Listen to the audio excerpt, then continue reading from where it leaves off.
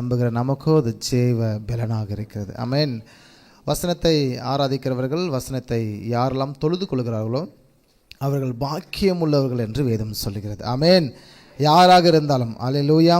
இந்த காலை வேளையிலே பரிசுத்த ஆவியானவர் நம்ம எல்லாரையும் அழைத்து கொண்டு வந்திருக்கிறார். எப்படியாகலும் தேவ ராஜ்யம் விரிவடைவும் அவருடைய நாமத்தை நாம் மகிமைப்படுத்தவும் கற்றுக்கொள்ளவும் வேண்டி ஆண்டவர் கிருபை செய்திருக்கிறார். வேதம் சொல்லுகிறது, தமக்கு பயந்தவர்களுக்கு தமது ரகசியத்தை கர்த்தர் வெளிப்படுத்துவார். ஆமென். அது யாராக இருந்தாலும் அவருக்கு பயந்தோம் அப்படின்னா அவர் தமது ரகசியத்தை வெளிப்படுத்துவார். என்னதான் நம்ம பேசினாலும் அது உங்கள் காதோடு போய்விடாத படிக்க உங்கள் பத்திரமாய் உங்கள் இருதயத்திலே பக்குவமாய் உட்கார வேண்டுமானால் கர்த்தருக்கு பயப்படுற ஒரு மனுஷனாக இருக்க வேண்டும். ஆமென். ஆண்டவர் சித்தத்திற்கு நம்மை ஒப்புக் கொடுக்கக்கூடியவனாக இருக்க வேண்டும். 2 வசனத்தை நாம் மேற்கோள் காட்ட இருக்கிறோம். எரேமியா 6ஆம் அதிகாரம் 16வது வசனத்தையும் 1 தெசலோனிக்கேயர் 5ஆம் அதிகாரம் 21ஆம் வசனத்தையும் எல்லாம் சேர்ந்து வாசிக்கலாங்களா? வழிகளிலே நின்று பூர்வ பாதைகள் எவையென்று கேட்டு விசாரித்து நல்ல வழி எங்கே என்று பார்த்து அதிலே நடுவுங்கள். 2வதாக எல்லாவற்றையும் சோதித்து பார்த்து நலமானதை பிடித்து கொள்ளுங்கள். ஹல்லேலூயா. ஆண்டவருடைய கர்த்தர் நமக்கு சொல்லிக் கொடுக்குற எல்லாவற்றையும் சோதித்து பார்த்து நம்முடைய ஆவிக்குரிய வாழ்க்கையில் சரியானதை நாம் பிடித்து கொள்ள போகிறோம். இன்றைக்கி என்ன பார்க்க போகிறோம்? குணமாற்றம். குணம் மாற வேண்டும். ஒவ்வொரு கிறிஸ்தவனுக்கும் குணமாற்றம். கிறிஸ்தவனுக்கு மிகப்பெரிய ஒரு அடையாளமே என்ன அப்படின்னு பார்த்தீங்கன்னா குணமாற்றம் தான். இயேசுவை அறியாத போது, நாம் ரட்சிக்கப்படாத போது அநேக பாவ வழியில் இருந்திருப்போம், தவறான குணத்தில் இருந்திருப்போம்.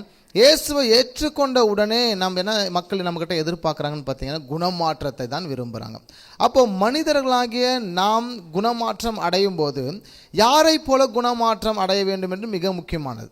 யாரை போல குணமாற்றம் அடைய வேண்டும் என்றால் நாம் இயேசு கிறிஸ்துவை போல குணம் மாற வேண்டும் என்று தான் நம்ம பார்க்கிறோம். ஏனென்றால் இயேசுவை நம்ம தொழுது கொள்வதனால அவரை போல குணமாற்றத்துக்கு நேராக சபையாகிய நாம் வர வேண்டும் என்று ஆண்டவர் விரும்புகிறார். ஆமென்.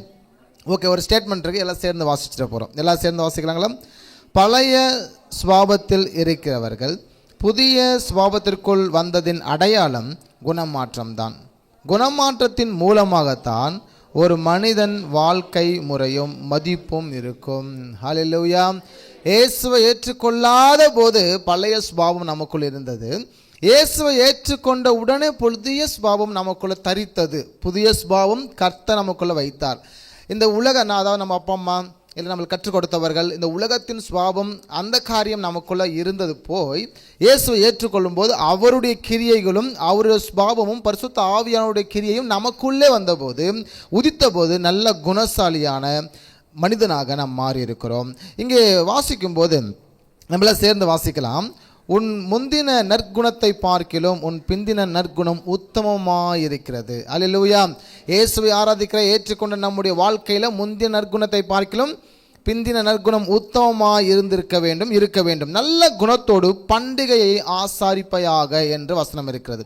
ஒரு பண்டிகையை நாம் கொண்டாடும் போது நல்ல குணத்தோடு கொண்டாட வேண்டும் என்று ஆண்டவர் விரும்புகிறார். அடுத்தபடியாக பார்க்கும்போது உங்கள் சாந்த குணம் எல்லாருக்கும் தெரிந்திருப்பதாக என்றும் இங்கே பதிவு பண்ணப்பட்டிருக்கிறது. சில நேரத்தில் நம்ம நினைப்பு என் மனசாட்சிக்கு நாங்கள் கரெக்டாக இருக்குங்க, வெளியே பார்த்தா அத்தனை அக்கிரமமும் பண்ணுவான், அத்தனை அநியாயமும் பண்ணுவான், கர்த்தருக்கு விரோதமான எல்லா செயலும் இருப்பான், ஆனால் அவன் சொல்லிக்கிறதால என்னென்னா என் மனசாட்சி நான் கரெக்டாக இருப்பேன் என்று சொல்வான். ஆனால் இங்கே பிலிப்பியர் 4:5 கவனிக்கும் போது உங்கள் சாந்த குணம் எல்லாருக்கும் தெரிந்திருப்பதாக என்று சொல்லுகிறார். அடுத்தபடியாக வாசிக்கும் போது ஆவியின் கனி சகல நற்குணத்திலும் நீதியிலும் உண்மையிலும் விளங்கும். ஆமென். அப்போ ஆவின் கனி என்பது அந்த கனிகளில் ஒன்றாக இந்த குணம் இருக்கிறதையும் நாம் பார்க்கிறோம். ஆவின் கனிகளில் ஒன்று தான் இந்த நல்ல குணம். இங்கே பார்த்தீங்கன்னா ஆவின் கனி எல்லாருக்கும் தெரியும். நம்ம கலாத்தியர் 5ஆம் அதிகாரத்தில் நம்ம வாசிக்கிறது உண்டு 9-12 வரை. இங்கே வாசிக்கும் போது அன்பு, நற்குணம், சந்தோஷம், சமாதானம், நீடிய பொறுமை, இச்சை அடக்கம், விசுவாசம், சாந்தம், தயவு போன்ற 9 குணங்களை குறித்து, அதாவது ஆவியின் கனிகளை குறித்து இங்கே சொல்லப்பட்டிருக்கு. அந்த ஆவியின் கனிகள் ஒன்று தான் நற்குணம். கிறிஸ்தவர்கள் தங்கள் வாழ்க்கையிலிருந்து நல்ல குணத்தை வெளிப்படுத்தாவிட்டால் அவர்கள் கெட்ட குணத்தையே வெளிப்படுத்தி கொண்டிருப்பாங்க. சில பேர் நல்ல குணம் தங்களுக்கு தெரியாதபடினாலே இல்லைன்றால் இல்லாதபடினாலே நடிப்பாங்க. ஒரு முறை வாழ்க்கையில் நடிக்க ஆரம்பித்தோம் அப்படின்னா உங்கள் லைஃப் லாங் என்ன செஞ்சுட்டு இருக்கணும்? நடிச்சுட்டே இருக்கணும், ஏமாற்றிக்கிட்டே இருக்கணும். பாஸ்டர் ஏமாற்றலாம், ஆண்டவர் ஏமாற்றலாம், சபை ஏமாற்றலாம், உங்கள் வீட்டில் இருக்கிற நபர்களை ஏமாற்றலாம். பரிசுத்தவான்களாக வாழ்கிற நீங்கள் இப்படி நடித்து கொண்டே வாழாதபடிக்கு அந்த குணத்தை உங்களுக்குள்ளாக வர வைத்து கொள்ள வேண்டும். ஓகே, ஆவின் கனிதான் நற்குணம். இங்கே பாருங்கள், தேவ குணம் இல்லாதவர்களை வேதம் என்னென்னு அடையாளப்படுத்துகிறது. அப்போ ஆண்டவருடைய நற்குணம் நமக்குள்ளே வர வேண்டும், நமக்குள்ளே வந்திருக்க வேண்டும். எப்பொழுது இயேசுவை ஏற்றுக்கொண்ட உடனே எனக்கு கெட்ட சுபாவங்கள் குணங்கள் மறைந்து புதிய சுபாவங்கள் எனக்குள்ளே வர வேண்டும். இது எப்படி வரும் என்று கேள்வி இருக்கலாம். இத்தனை ஆண்டுகளாக நான் 20 வயசில் ரட்சிக்கப்பட்டேன், இந்த 20 ஆண்டுகளாக தவறான குணங்கள் எனக்குள்ளே புதைக்கப்பட்டும் விதைக்கப்பட்டும் நான் வாழ்ந்து கொண்டிருந்த குணத்தை எப்படி நான் ஒரே நாளில் இல்லை கொஞ்ச நாட்களுக்குள்ளாக நல்ல குணத்திற்குள்ளாக வருவது என்று கேள்வி கேட்பீங்கன்னா அதுக்கு உண்டான பதிலையும் நாம் பார்க்க போகிறோம். தேவ குணம் இல்லாதவளை அடையாளப்படுத்தும் சில காரியங்கள். சபைக்கு வருவதனாலேயோ இல்லை நம்ம ட்ரெஸ் கோடு மாறுறதுனாலையோ நம்ம பேச்சு மாறுவதனாலையோ நல்ல குணத்திற்கு அடையாளமெல்லாம் கிடையாது. இயேசுவை ஏற்றுக்கொண்டதுக்கு அடையாளம் நாம் எப்போதும் நல்ல குணத்தை வெளிப்படுத்தக்கூடிய ஜனங்களாக இருக்க வேண்டும். இங்கே பாருங்கள், நல்ல குணம் இல்லாதவர்களை எப்படி அடையாளப்படுத்துவதுன்னு பாருங்கள். ஆட்டுத்தோலை போர்த்தி கொண்டிருப்பார்கள், ஆனால் உள்ளேயோ அவர்கள் எப்படி இருப்பார்களாம்? ஓநாயை போல இருக்கக்கூடியவர்கள். ஆனால் வெளிப்படையாக பார்க்கும்போது இவங்க ஆட்டுத்தோலை போர்த்து கொண்டு ரொம்ப சாந்தமாக ரொம்ப அமைதியாக இருப்பாங்க. உள்ளவும் அவர்கள் தந்திரசாலியாக இருப்பார்கள். கெட்ட மரங்கள் கெட்ட கனிகளை கொடுக்கும். வேதம் சொல்லுகிறது, மரத்தினாலே அவைகளின் கனிகளை அறிவீர்கள். மரம் தன் கனியினாலே அறியப்படும். இப்போ எல்லாரும் நீங்கள் எல்லாரும் யாருன்னா மரம். உங்களை எப்படி அடையாளப்படுத்துகிறதா உங்கள் கனிகளை வைத்து தான் நீங்கள் இன்னார் என்பதை அடையாளப்படுத்துகிறது. சில நேரத்தில் இவங்களை பார்த்தாலே சொல்லுவாங்க, இவங்க ரொம்ப சாந்தமானவங்க, இவங்க ரொம்ப அமைதியானவங்க, ரொம்ப நல்லவங்க, இவங்க எப்போவுமே பக்தியாக இருப்பாங்க, நேரத்திற்கு சபைக்கு வந்து உட்கார்ந்துப்பாங்க. இதெல்லாம் அவங்கள் அண்டையிலிருந்து வெளிப்படுகிற குணங்கள். கனி கொடுக்கிற மரங்கள் தான் களஞ்சியத்தில் சேர்க்கப்படும், கனி கொடுக்காத மரங்கள் வெட்டுண்டு அக்கினிலே போடப்படும். அப்போது கிறிஸ்தவர்களாகிய நாம் கனி கொடுக்கிற மரங்களாக வாழ வேண்டும். ஹல்லேலூயா. 2 பேருக்கு நீங்கள் கனி கொடுக்கணும். 1 ஆண்டவராக இயேசு கிறிஸ்துக்கு, கடவுளுக்கு. 2வது உங்களை சுற்றி இருக்கிறதான மக்களுக்கு. 2 பேருக்கும் நீங்கள் கனி கொடுத்தால்தான் நீங்கள் மரம், நல்ல மரம். உங்களுடைய கனி அறுவடைக்கு நேராக வரும். இல்லை என்றால் மரம் வளர்ந்துருக்கும். இந்த சபையில் ஒரு 10 வருஷம் விசுவாசி இருக்கீங்க, 20 வருஷம் மரம் இருக்கீங்க, 30 வருஷம் விசுவாசி இருக்கீங்க, 5 வருஷம் விசுவாசி இருக்கீங்க. மரம் எத்தனை காலங்கள் இருந்தாலும் கனி கொடுக்காவிட்டால் அந்த மரத்திற்கு பவர் கிடையாது, மதிப்பு கிடையாது. ஸோ கனி கொடுக்கிற மரங்களாக தான் ஆண்டவர் விரும்புகிறார். இங்கே பாருங்கள், அடுத்த வசனத்துக்கு, நல்ல கனி கொடுக்கிற மரங்கள் எல்லாம் வெட்டுண்டு அக்கினியிலே போடப்படும், அவர்களின் கனிகளால் அவர்கள் வெளிப்படுவார்கள். உங்கள் கனிகளால் தான் நீங்கள் வெளிப்படுவீர்கள், நீங்கள் இன்னார் என்று சொல்லி. அப்போ நம்ம எல்லோரும் இயேசு என்ற தெய்வத்தை தொழுது கொள்கிறபடினாலே, இயேசு என்ற தெய்வத்தை அறிந்திருக்கிறபடினாலே, இயேசுவாய கர்த்தரை மாத்திரம் சொந்த ரட்சகராக ஏற்றுக்கொண்டிருக்கிறபடினாலே எப்பொழுதும் நம்முடைய மரம் நல்ல கனி கொடுக்கிற மரமாக இருக்க வேண்டும். ராமன் சொல்லுவோமா, நல்ல கனி கொடுக்கிற மரமாக இருக்க வேண்டும். எங்கே, எப்போ, எங்கே வேண்டுமானாலும், எப்பொழுது வேண்டுமானாலும். இன்னைக்கு கிறிஸ்தவர்கள் சபையிலே மாத்திரம் பரிசுத்தமான இருக்க வேண்டும் என்று விரும்புகிறார்கள். சபையை விட்டு வெளியே போயிட்டோம் அப்படின்னா நிறைய பாவத்திற்கு உடன்படக்கூடியவங்களாக, அநியாயத்துக்கு உடன்படக்கூடியவங்களாக இருக்கக்கூடியவங்களாக இன்றைக்கி திருச்சபை மக்கள் இருந்து கொண்டிருக்கிறாங்க. சபை மக்கள் பர்ஃபெக்டாக இருந்தீங்க அப்படின்னா இந்த சமுதாயம் ஆசீர்வதிக்கப்படும். ஹல்லேலூயா. ஒரு நீதிமான் நிமித்தம் அந்த பட்டணம் காக்கப்படுகிறது. நமக்கெல்லாம் பிசாசு விதைத்திருப்பான், ஏன்பா எல்லாரும் பாவம் செய்கிறாங்க, நீ மட்டும் என் நல்லவனாக இருக்கிற, நீங்கள் மட்டும் என் நல்லவனாக இருக்கிற, நீ மட்டும் என் யோகியமாக வாழணும், நீ மட்டும் என் சரியாக வாழணும் என்று பிசாசனம் விதைக்கக்கூடிய ஒன்று. எல்லாரும் தேவ மகிமை அற்றவளாக இருந்தார்கள். நோவாவுக்கு மாத்திரம் கர்த்தருடைய கண்களிலிருந்து கிருபை கிடைத்தது. ஆமென். எல்லாரும் இழந்தார்கள், எல்லாரும் மரித்து போனார்கள். ஆனால் கர்த்தருடைய கிருபை நோவாவுக்கு மாத்திரம் கிடைத்தது. அதனால தான் வசனம் சொல்கிறது, உத்தமனமாக இருந்தால் ஒரு படத்தில் 1000 பேரும் மறுபடத்தில் 16 பேர் விழுந்தாலும் அது உங்களை சேதப்படுத்தாது. ஹல்லேலூயா. அப்போ யார் எப்படி இருக்காங்கன்னு நம்மளுக்கு அவசியம் இல்லை. யார் எப்படி இருந்தாலும் நான் நல்ல குணசாலியாக இருக்க போகிறேன், கிறிஸ்துவ தெய்வத்தை நான் பிரதிபலித்து கொண்டே வாழ போகிறேன். ஹல்லேலூயா. அப்போ எல்லாருக்கும் நல்ல கனிகளை கொடுக்கக்கூடியவனாக இருக்க வேண்டும். அப்போ ஆவிக்கேற்ற வாழ்க்கை நீங்கள் வாழ வேண்டும் என்றால் நல்ல மரம் நல்ல கனிகளை கொடுக்கும். ஆவிக்கேற்ற வாழ்க்கை, ஆவிக்குரிய வாழ்க்கை. ஆவின் கனிகள் ஒன்றுதான் நற்குணம் என்று நாம் பார்த்தோம். மாம்ச இச்சைகளை சிலுவையில் அறைய வேண்டும். நம்முடைய மாம்ச இச்சைகள் எல்லாமே என்ன செய்யணும்னா சிலுவையில் அறைய வேண்டும் என்று தான் வசனம் பதிவு செய்கிறது. அப்படி அறைந்தால் நாம் இயேசு என்றதான தெய்வத்திற்கிட்டிருந்து பெற்றுக்கொண்ட அந்த நன்மைகள் எல்லாமே நாம் பெற்றுக்கொள்வோம்.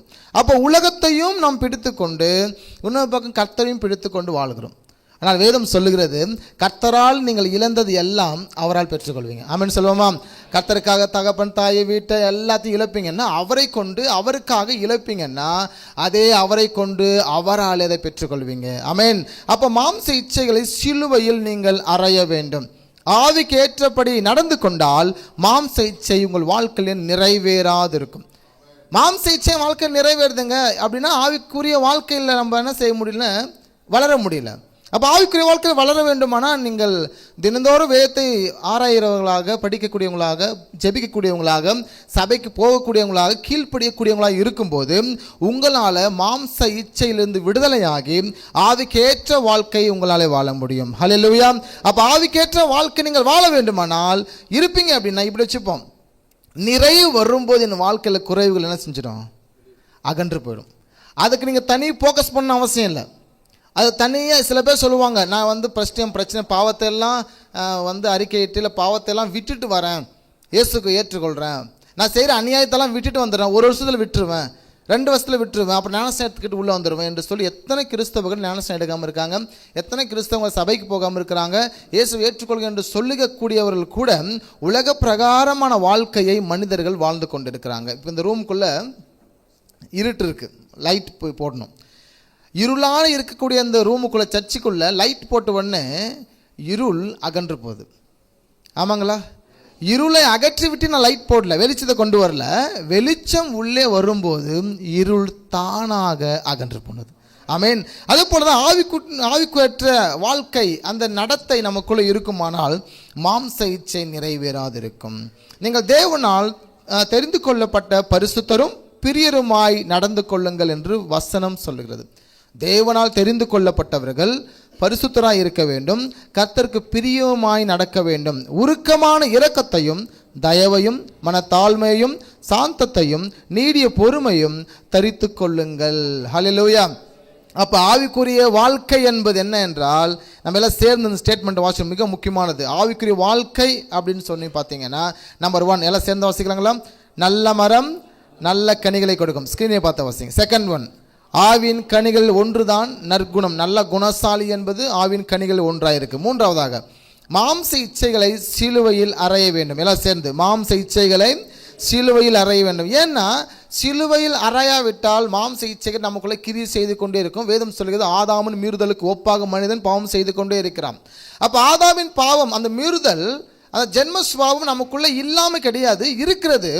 ஆனால் அதை மேலோங்க விடாமல் பார்த்துக்கொள்வது நம்முடைய வேலையாக இருக்குது. இந்த உலகத்தில் நீங்கள் இருக்கிற வரை மாம்சத்தின் கிரியைகள் இல்லைன்றால் மாம்ச இச்சைகள், இது ஆதாமின் மீறுதலுக்கு ஒப்பான காரியங்கள், பாவ சுபாவங்கள் உங்களுக்குள்ளே புதைந்து இருக்கிறது. உங்கள் எல்லாருக்குள்ளும் புதைந்து இருக்கிறது. என்ன மாம்ச இச்சை நம்மில் கிரியை செய்யாமல், அதை வெளிப்படையாமல் இருக்குது, பட் உள்ளே இருக்குது. அப்போ ஆண்டவர் வெளிப்படுத்தும் போது மாம்ச இச்சையோ நம்மிலிருந்து வெளிப்படாது. அதுதான் முக்கியமான கருத்து. அப்போ உலக பிரகாரமான வாழ்கிறவன் தன் மாம்ச இச்சை வெளிப்படுத்தி கொண்டு வாழ்கிறான். நாமும் இயேசு என்ற தெய்வத்தை தொழுது கொண்டதுனால அவரை வெளிப்படுத்தி கொண்டு வாழ்கிறோம். மாம்ச இச்சை நமக்குள்ளே புதைந்து இருக்கிறது. இந்த உலகத்தை விட்டு உங்கள் சரீரம் எப்பொழுது மரிக்குமோ, இந்த உலகத்தை விட்டு வெளியே போகுமோ, அப்போது அந்த உலகத்துக்குரிய அந்த மாம்சம், பாவத்துக்குரிய மாம்சம் இங்கே தங்கிடும். வெளியேற பெற்ற ஆத்துமா எடுத்துக்கொள்ளப்படும். ஆமென். அப்போ ஆத்துமாவுடைய மீட்புக்காக தான் கிறிஸ்தவாகிய நாம் போராடி கொண்டு இருக்கிறோம். அடுத்தபடியாக தேவனால், நீங்கள் தேவனால் தெரிந்து கொள்ளப்பட்டவர்களாக, எல்லாம் சேர்ந்து வாசிப்போம். நீங்கள் தேவனால் தெரிந்து கொள்ளப்பட்ட பரிசுத்தரும் பிரியருமாய் நடந்து கொள்ள வேண்டும். மிக முக்கியமாக லாஸ்ட் 1, உருக்கமான இரக்கத்தையும் தயவையும் மனத்தாழ்மையையும் சாந்தத்தையும் நீடிய பொறுமையும் தரித்து கொள்ளுங்கள் என்று வசனம் சொல்லுங்க. அப்போ கிறிஸ்து ஆவிக்குரிய வாழ்க்கை அப்படின்னு சொன்னால் நீங்கள் பார்த்து கொண்டிருக்கிறது எல்லாம் இந்த ஆவிக்குரிய வாழ்க்கையை நிச்சயமாக நாம் பின்பற்ற வேண்டும். நல்ல குணம் எப்படி வரும்? சத்தியத்தையும் நீதியையும் ஆவலோடு நாடுவது, எதையாவது கர்த்தருக்காக வாழ வேண்டும் என்று துடிப்பது. 2வதாக தீமையை வெறுப்பது, தீமை நடக்க எல்லா இடத்துலேருந்து வெறுத்து நம்மை வாழ்க்கைக்குள்ளா கிறிஸ்துக்குள்ளாக நம்ம நடத்துவது. அன்பை மீண்டும் மீண்டும் வெளிப்படுத்துவது. ஹல்லேலூயா. அன்பை மீண்டும் மீண்டும் வெளிப்படுத்துவது. எல்லா ஜனங்களுக்குள்ள ஒருவன் பாவம் செய்தாலும் அந்த பாவத்திலிருந்து அவனை மீட்டெடுக்க கர்த்தரால முடியும். ஆமென். அதுக்கு மிக முக்கியமானது அன்பு. அன்பை நம்ம கொடுக்கும்போது அதிலிருந்து அவர்கள் மீண்டு வர முடிகிறது. நல்ல குணம் என்பதற்கான அடையாளம் அடுத்தபடியாக நீதிமான் நல்லவர் என்று வேறு பிரிக்கிறது. ஒரு ஆமென் சொல்லுவோமா? நாம் எப்போதும் வேறு பிரிக்கப்பட்ட ஜனங்கள். ஒரு ஆமென் சொல்லுவோமா? நீங்கள் எங்கே போனாலும் ஒரு 1000 பேர் இருக்கிற இடத்துல நீங்கள் இருந்தால் கூட நீங்கள் மனசில் ஃபிக்ஸ் பண்ணிக்கணும், நான் வேறு பிரிக்கப்பட்டவன், நான் கர்த்தருடைய மகனாக இருக்கிறேன். அநேகர் பாவம் சேர்ந்த உலகம் முழுவதும் பாவக்கரையினாலும் மறைந்திருக்கிறது, மூடி இருக்கிறது. எனவே அதில் இருக்கிற நாம் எல்லோரும் பரிசுத்தர்களாக ஆங்காங்கே வெளிச்சமாக இருக்கிறோம், ஒளியாக இருக்கிறோம். அப்போ ஆங்காங்கே வெளிச்சமாக இருக்கிற உங்கள் மத்தியிலே உங்களை சுற்றும் இருள் சூழ்ந்து கொண்டே இருக்கும். வேதம் சொல்லுகிறது, பிசாசானவன் எவனை விழுங்கலாம் என்று கர்ஜித்து சுற்றி திரிகிறான். யாரை விழுங்கலாம் என்று? ஆல்ரெடி வெளியே இருக்கிற மக்கள் ஆல்ரெடி அவன் பிடிச்சிட்டான். அவங்களை குறித்து அவனுக்கு அக்கறையும் இல்லை, அவங்களை குறித்ததான ஒரு பயமும் இல்லை. ஆல்ரெடி அவங்க ஆளுங்களாக இருக்கிறாங்க.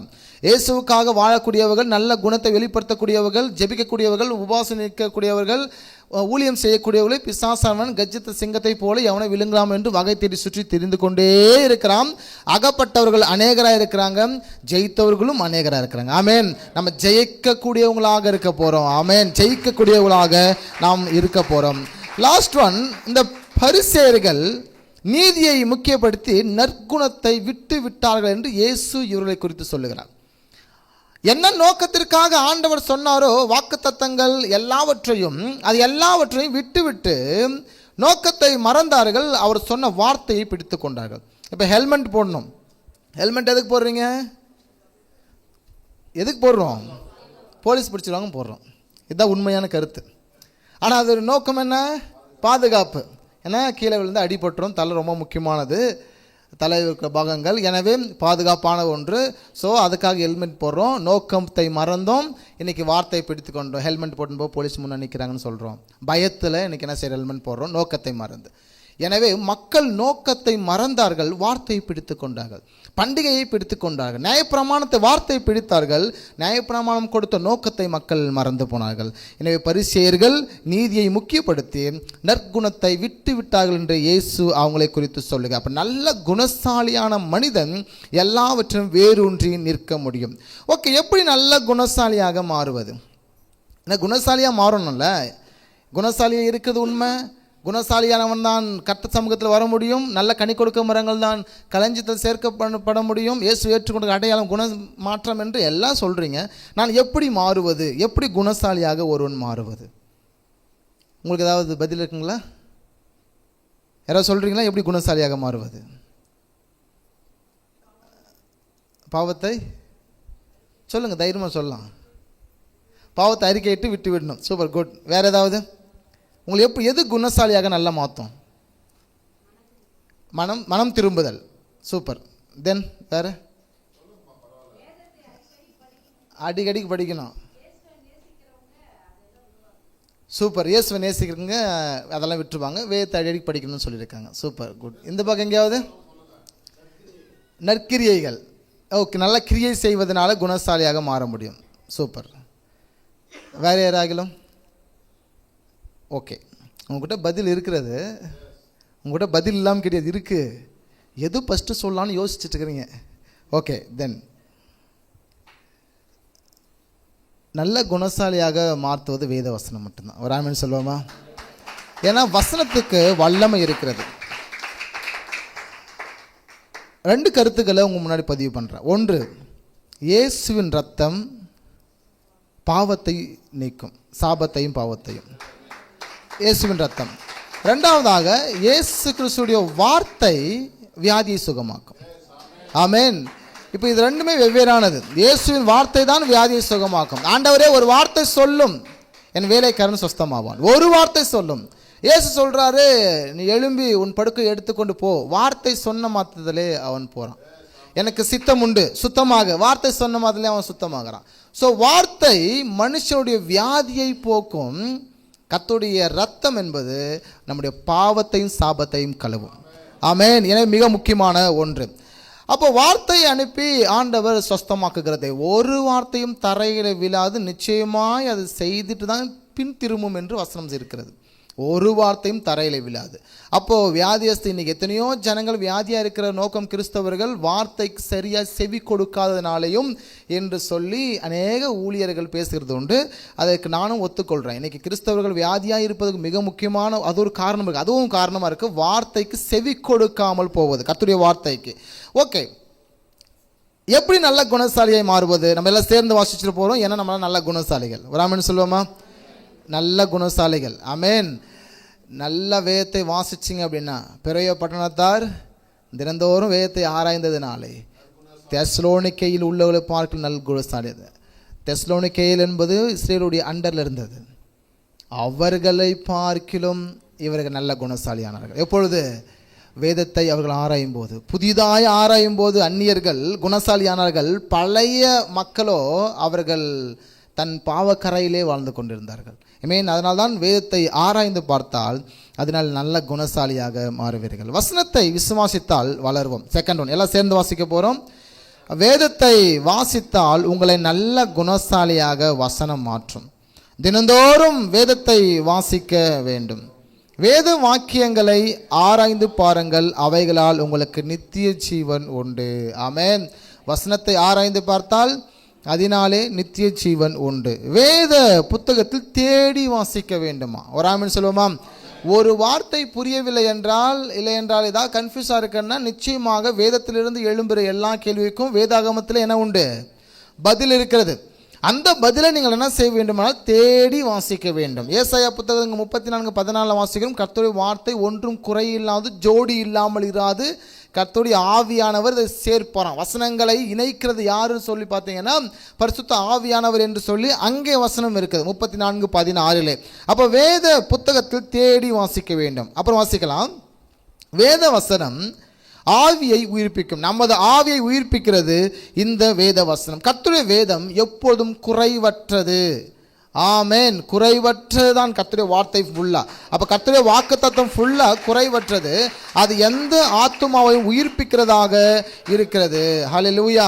அப்போ கர்த்தருடைய சத்தியம் பேதையை ஞானியாக்கும். ஒரு முட்டாளாக இருந்தாலும் அவனை ஞானியாக்கும். ஒரு பைத்தியக்காரனாக இருந்தாலும் அவன் ஞானியாக்கும். அறிவில்லாதவனாக இருந்தாலும் அவனை ஞானியாக்கும். எந்த மனுஷனும் பிரகாசிக்கிற ஒளி தான் நம்ம ஆண்டவர் இயேசு கிறிஸ்து.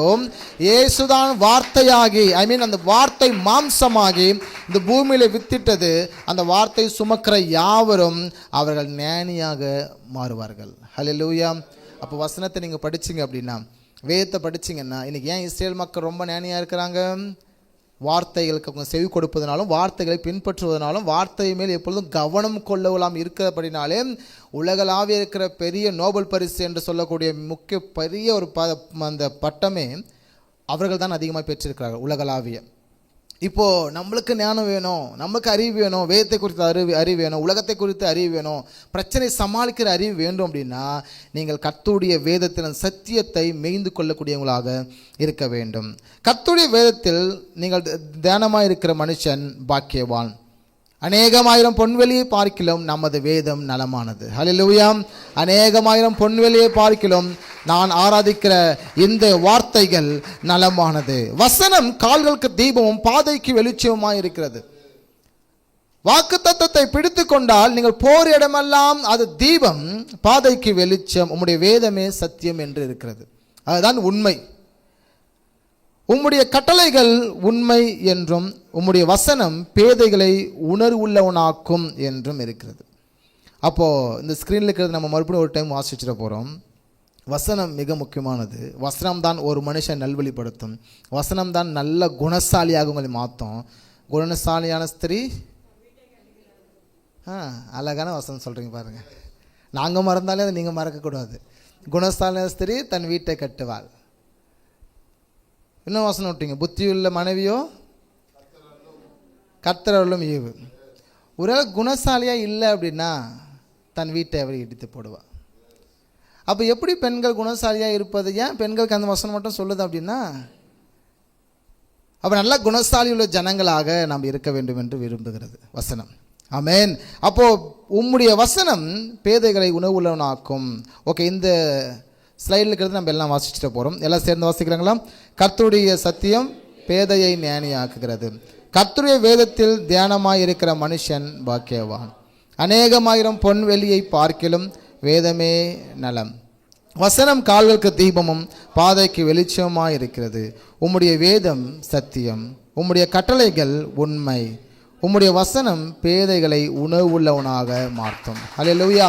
அப்போ நல்லா குணசாலியாய் வருவதற்கு வசனம் மிக முக்கியமானது. மறுபடியும் என்னை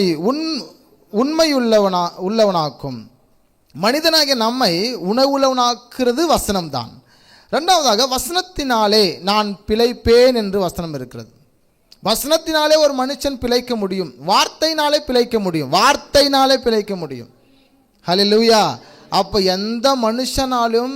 எந்த மனுஷனையும் பிரகாசிக்கிற ஒரு மெய்யான ஒளியான வார்த்தை அவர்களை ஆசீர்வதிக்கும். ஹல்லேலூயா. அப்போ வசனத்தினாலே நான் பிழைப்பேன். வேத வாக்கியங்கள் எல்லாம் தேவ ஆவியானவரால் அருளப்பட்டிருக்கிறது. உங்களுக்கு கையில் இருக்கிற புத்தகம் சாதாரணமானது அல்ல, ஏதோ ஒரு புக் பிரிண்ட் எல்லாம் கிடையாது. இதை வேத வாக்கியங்கள், இந்த வார்த்தையெல்லாம் பரிசுத்த ஆவியானவரால் அருளப்பட்டிருக்கிறது. 40 பேர்கள் சேர்ந்து 66 புத்தகத்தை எழுதி முடித்தார்கள். அந்த முடிக்கப்பட்ட ஒன்றின் கீழ் ஒன்றாக இணைக்கப்பட்ட இணைப்பில் இருக்கிறது தான் வேத புத்தகம். ஒன்றோடு ஒன்று லிங்க் ஆகிருக்கும். வெவ்வேறான காலகட்டத்தில் அது எழுதப்பட்டிருந்தாலும், வெவ்வேறான நபர்கள் எழுதப்பட்டிருந்தாலும், அடுத்த நபர்கள் எழுதும்போது அது மேலே எழுதப்பட்ட நபர்களோடு இணைக்கப்பட்ட வார்த்தைகளாக தான் வேத வசனம் முழுவதுமாக இந்த 66 புத்தகம் இருக்குமே அல்லாமல் மற்றபடி அல்ல. இந்த உலகம் முழுவதிலும் அதிகமாக விற்பனைக்கு இருக்கிற ஒரே ஒரு புத்தகம் நமது வேத புத்தகம் மாத்திரம்தான். ஹல்லேலூயா.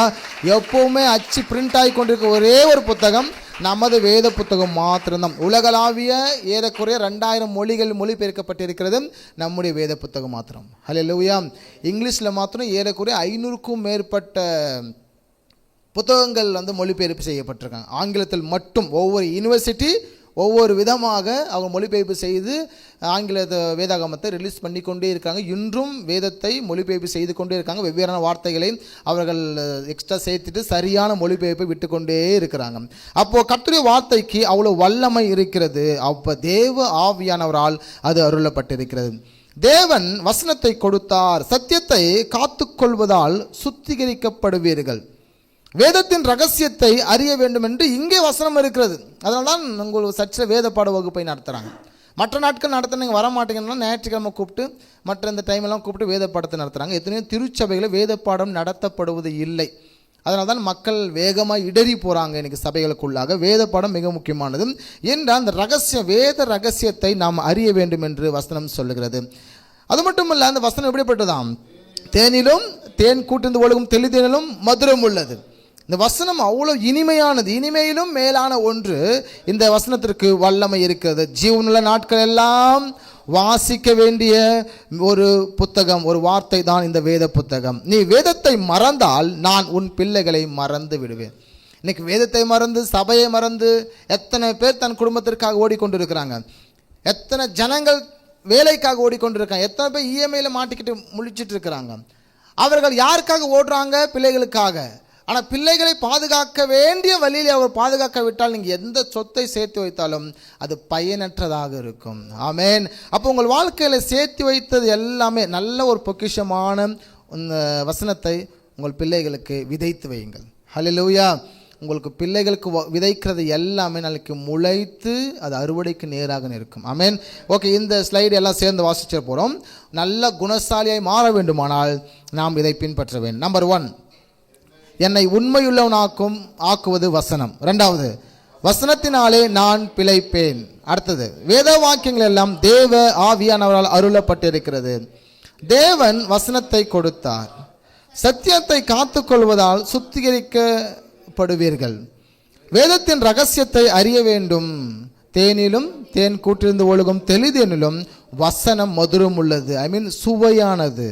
ஜீவனுள்ள நாட்கள் எல்லாம் வாசிக்க வேண்டிய ஒரு புத்தகம். உபாகம் 17 வாசிக்க. இந்த வாக்கு தத்தங்கள் எல்லாம் ஒவ்வொரு யூதனும் ஜீவனுள்ள நாளெல்லாம் வாசித்து கொண்டே இருக்க வேண்டும். ஆமேன். லாஸ்ட் ஒன், நீ வேதத்தை மறந்தால் நான் உன் பிள்ளைகளை மறந்து விடுவேன். இன்னைக்கு வியாதிப்பட்டிருக்கிறோம். நிறைய பிரச்சனை நம்ம மத்தியில் இருக்குது. எல்லா பிரச்சனை வெளியே விட நீ கிறிஸ்துவ சமுதாயத்தில் நிறைய பிரச்சனையோட மக்கள் இருக்கிறாங்க. அப்போ ஏன் பிரச்சனையோடு இருக்கிறாங்க? வேதத்தை அவர்கள் மறந்ததுனால தேவன் அவர்களை மறந்து போனார். ஆமேன். அப்போ சொத்துக்களாக நீங்கள் உலகத்தை சேர்த்து வைப்பதை பார்க்கலாம். உங்கள் பிள்ளைகளுக்கு நல்ல எஜுகேஷனை கொடுப்பதை பார்க்கலாம். பிள்ளைகளுக்கு நல்ல வசனத்தை கொடுத்துருங்க. ஒரு ஆமேன் சொல்வோமா? நல்ல வேத வசனத்தை உங்கள் பிள்ளைகளுக்கு கொடுக்கும்போது அது உங்கள் வாழ்க்கையில் சொத்தாக இருக்கும். ஆமேன். சொத்தாக இருக்கும். வேத வசனம் என்பது ஒரு மிகப்பெரிய ஒரு சொத்து. ஒரு ஆமேன் சொல்லிடுங்க. ஏன்னா வசனம் சிம்பிளாக சொல்லுது. அநேகமாயிரம் பொன் வெளியை பார்க்கலாம் நீர் விளம்பின வேதமே எனக்கு நலம்.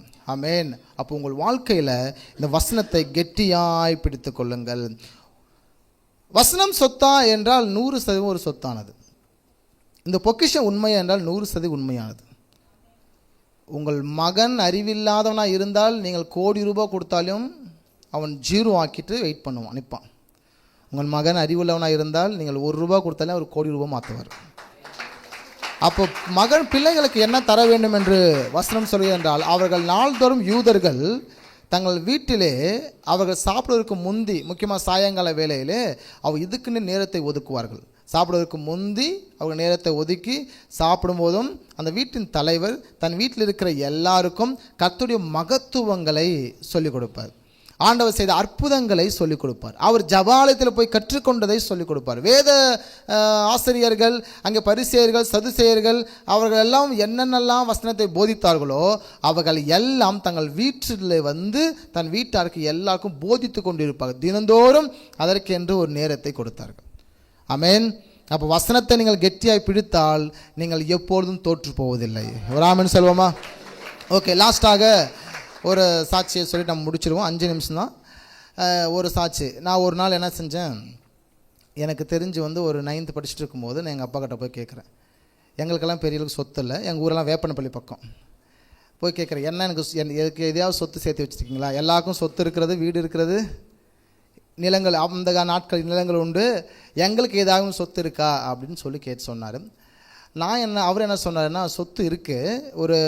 அங்கே ஒரு இடம் காட்டினார், ஒரு ஸ்லாப். அந்த ஸ்லாப்பில் போயிட்டு என்ன செஞ்சேன்னா, அங்கே ஒரு சொத்து இருக்குது, அதை போய் எடுத்துகிட்டு போ அப்படின்னாரு. நான் வேகமாக போய் பணம் தான் ஏதாவது இருக்கும் போலன்னு பார்த்தா அங்கே ஒரே ஒரு கிழிஞ்சு போன புக் இருந்துச்சு. புக் கிட்டாந்து கொடுத்தேன். அவர் சொன்னார், எங்கள் அப்பா எனக்கு ஒன்றும் சேர்த்தலை, நானாவது உனக்கு இந்த சொத்தை சேர்த்திருக்கேன்னு சொல்லி அந்த புக் ஒன்று கொடுத்தாரு. அது முன்னாடி பின்னாடியெல்லாம் ஃபுல்லாக கிழிஞ்சிருந்த ஒரு புக்கு.